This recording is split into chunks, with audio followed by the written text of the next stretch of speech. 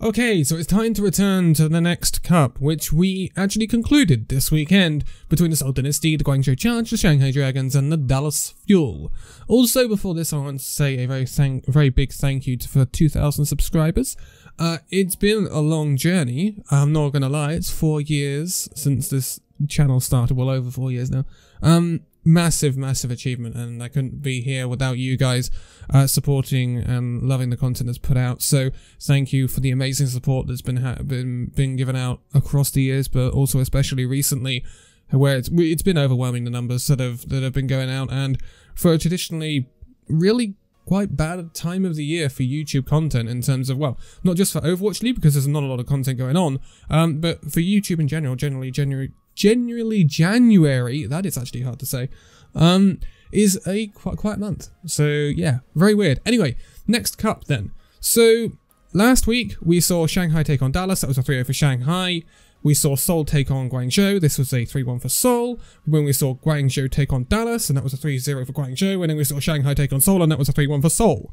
So then we had 2 regular matches to go ahead this weekend, and then we had the big grand finals for the winner of the next cup. So we had, first of all, Guangzhou Charge taking on the Shanghai Dragons. This was a very interesting one because I wanted to see how Guangzhou Charge did here. Guangzhou Charge last week impressed me a lot with getting a decent display against the Seoul Dynasty, making them work for a win, and then getting a sweep of the Dallas Fuel. Now, Dallas Fuel didn't look great last week. We can obviously agree with that. The video title said it all, but they were still, you know, a great mechanical team, just weren't on the same page, team synergy-wise, should we say, and the ideas weren't quite there for Dallas last week. But Guangzhou looked good, and it had to be good to sweep them in that way. Guangzhou certainly looked better than what we expected, considering their roster right now. So, going up against the Shanghai Dragons, that's a whole different beast though. Shanghai Dragons did lose to Seoul last week, but they swept the Fuel. And Shanghai Dragons, they've got incredible quality. We know how good the Dragons are when we look at the roster, when we're looking at Lip and Fletter, who, again, spoiler alert, we've seen Lip and Fletter the entire weekend. We have not seen Erster, we have not seen DM throughout this next cup, which, I'm not going to lie, is a little bit disappointing, but again, that's probably what we're going to see most of the season from Shanghai Dragons. Fate and Void have looked great, Li Jaegon and Izayaki have looked great. Again, we didn't see Molly either, which, yeah, it's disappointing not to see a little bit of the flex from Shanghai, a little bit of the, oh, they've got this option and this option, especially considering it's early season, it's early pre-season, and also, like, this is their own cup. This is in partnership, this is NetEase partnership with Shanghai. So it would have been nice to see a little bit of their extra talent on the show, but we didn't get to see any of it. They stuck with the Izayaki, Li Jaegon, Fate, Void, Fletter and Lip lineup, which is going to be their #1 lineup throughout the season, I think. The only weakness there, I would say, possibly is Izayaki, because he can be a bit up and down, but again, we will see what happens. So, this ended up as a 3-0 for Shanghai Dragons. I don't think we're too surprised about that. Guangzhou did hold their own. That's without a doubt. They definitely did hold their own, and they did make it quite close on maps. But Shanghai Dragons have still got that clutch factor. I don't think that's gonna disappear from the Shanghai Dragons roster, even if the main tank changes, which it is now obviously Fate. I don't think it is going to change that team. It is still going to be a very clutch team. It's still going to be a top team, and that's why everyone will still keep the Shanghai Dragons high up in their rankings. They may not be top, but they will still be very high up in the rankings, because this is just a real quality side. You know, you've got Lip, who really impressed last season. And I backed him to impress last season, and he did. Fletter is MVP from last season. Void, again, was an MVP candidate. Li Jaegon is fantastic. Izayaki can hold his own.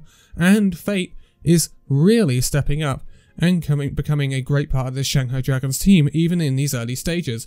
Fate was consistent for the Florida Mayhem last season, and he's going to probably push it even further with the Shanghai Dragons under Moon's stewardship this season. So I think it's really good, and they got great backups as well, even though we haven't seen them. We all know how great DM's hit scan is, and we know how much potential Erster has, even though he wasn't able to demonstrate it at the Atlanta Reign last year. Molly also was fantastic at Chengdu Hunters as well in 2020. Guangzhou Charge, I wouldn't be too disappointed with this. Obviously this eliminated them from the runnings in terms of being in that final, but it is still a very good display from Guangzhou Charge during this next cup. They have not been completely out performed, which is what I think a lot of us expected. A lot of us probably expected this to be a fight between Dallas and Guangzhou to be rock bottom, but they would be by far worse than Seoul and Shanghai. That wasn't the case. Guangzhou Charge really held their own during these 2 weekends, and they took Seoul. They made them work for their win. They took a map off of Seoul. They completely swept the Dallas Fuel, and they made Shanghai Dragons work for a 3-0. So I think it's promising signs from the Guangzhou Charge. I'm not going to lie. And I think there's actually a decent season ahead for Guangzhou Charge and a lot of potential. Choi So-won, he was forcing the Genji at times, and it was working. But he was switching over to the Echo and getting a lot of value on the Echo. Michaeli looked good. Eiling looked good. Krong looks like he's really diversified. The Jihan Ryo tank line switch, it's been working so far. It depends how much ball we see when it comes to the season. Otherwise, we will see a lot of Ryo, I'm sure. But Mando and Kariv have really impressed as well. Mando's stepped up, and Kariv has had some fantastic player times for the Guangzhou Charge. So I think it's been a fantastic 2 weekends for them. The other match this weekend, though, was between the Seoul Dynasty and the Dallas Fuel. I love these sorts of matches because these are matches steeped in history. It may not be the same roster anymore, but it still comes down to the old rivalry of Lunatic High and Team Envious. And oh boy, this is a hell of a match. Dallas Fuel stepped up this weekend. They realized their weaknesses. Now last weekend, their weakness was reliance on the Fearless Wrecking Ball. Fearless Wrecking Ball is not great. Let's be honest, it is not where Dallas are going to get wins from. Fearless was not great on the Wrecking Ball for Shanghai Dragons last season. They looked at their weakest when Fearless was playing that hero.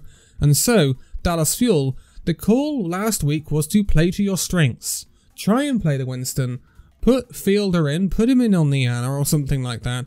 Get Fearless's Winston in there, see if you can get value from it. Try and play to your strengths, and then you can even put Hanbin on the Zarya and bubble him and things like that. And guess what?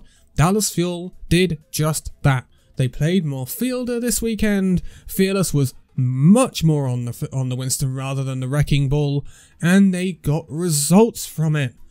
This ends up as a 3-2 for the Dallas Fuel. Oh boy.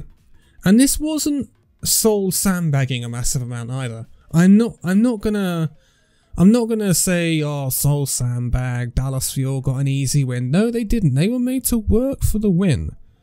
It was a greatly improved Dallas Fuel from what we had seen on the weekend previous. And it is really promising from the Dallas Fuel point of view. It shows that Rush and the other coaches have looked at it, said, yeah, we didn't do great last weekend. This is where we were going wrong. Let's fix it. Let's show the Dallas Fuel fans that we are not going to go down without a fight. And they did exactly that during these maps. They won Lijiang Tower pretty well. And then they did lose 2 maps on the bounce, but they were very close, Hanamura and Kings Row. And then they won Gibraltar pretty convincingly, and they won Oasis pretty nicely as well. So I think Seoul didn't play badly. I would not by any means say Seoul play badly. They were just... Dallas Fuel was slightly better on the day in that match. It was an incredible match, and I definitely say if there's any match of the next cup you're going to go back and watch, I would watch this match. I think it was the closest, and I think it was the best Overwatch you will see in the weekend. Or over both weekends even. So, this was really interesting, and it is that slight spark, that slight proof that Dallas, it's there. It's there, it's developing, hopefully.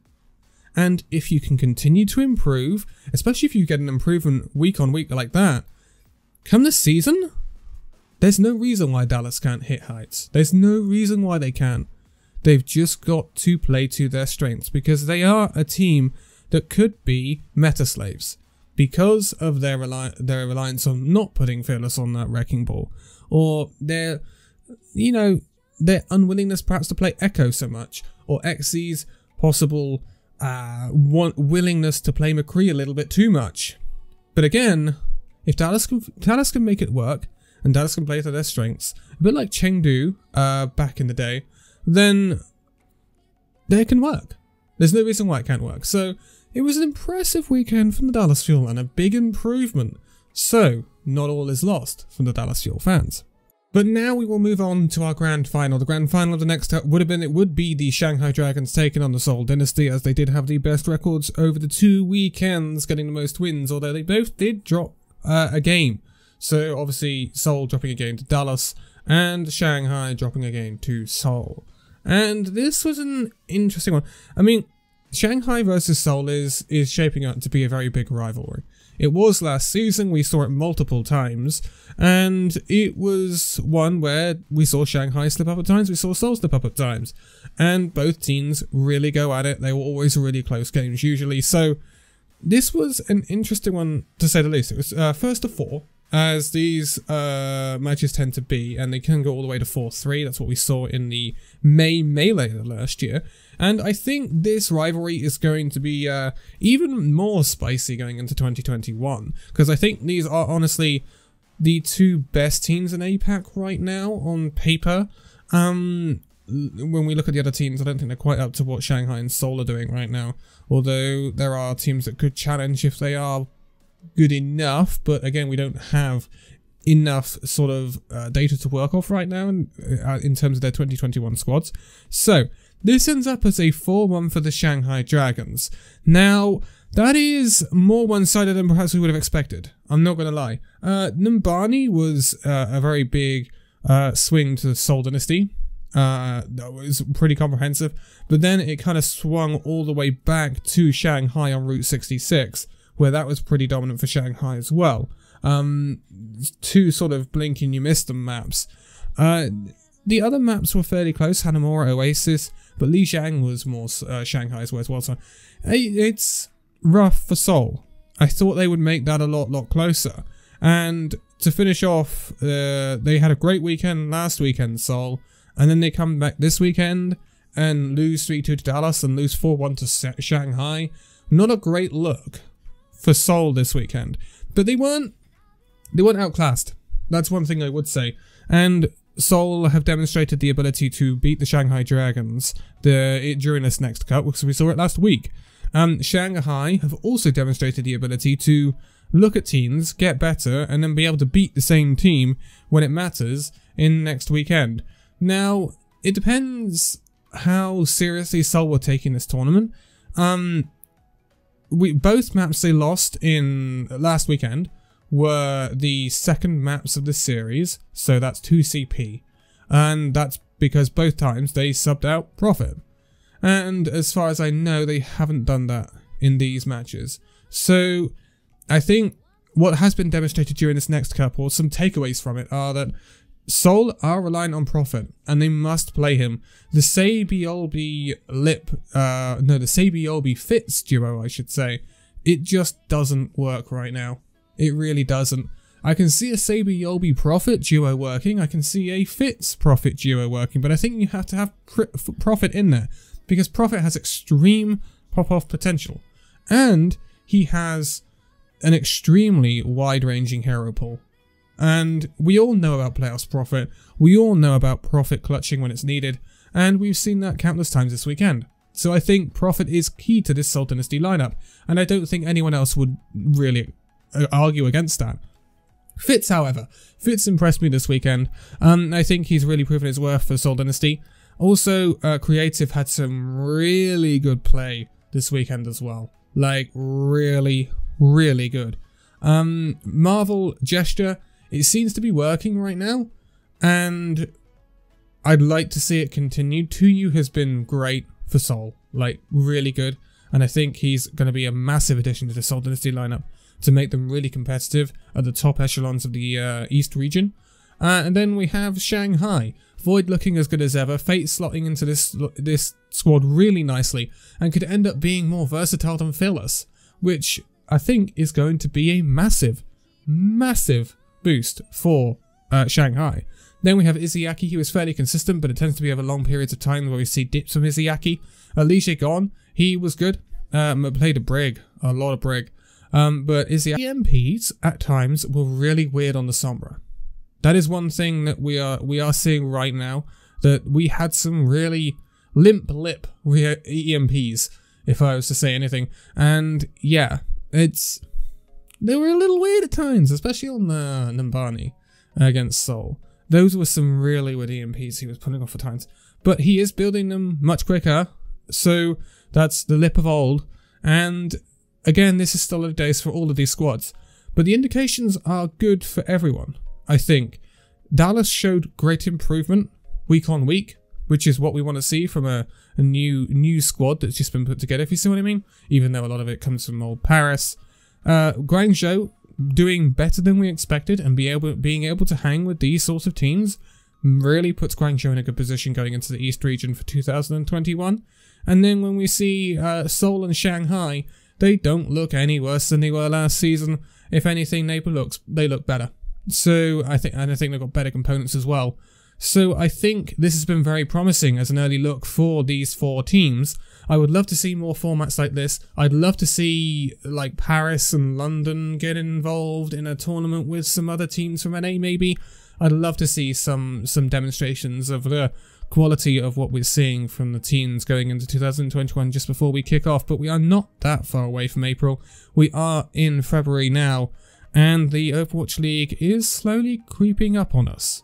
Slowly but surely. So we will keep an eye out for tournaments and stuff coming up soon. This has been a really interesting one. And of course we've got BlizzCon Online coming very, very soon in the middle of this month. We've got also the Overwatch Lunar New Year event, which starts this Thursday. And we will be seeing a bunch more Overwatch League stuff coming soon as well. And then when in the lead up to the season, which will most likely be in March, we will be doing our previews of the teams, etc. and more power rankings. But for now, I will be leaving it here. So, thank you guys so much for watching this video. If you liked it, give it a like, subscribe if you're new, and I'll see you in the next video. See you then.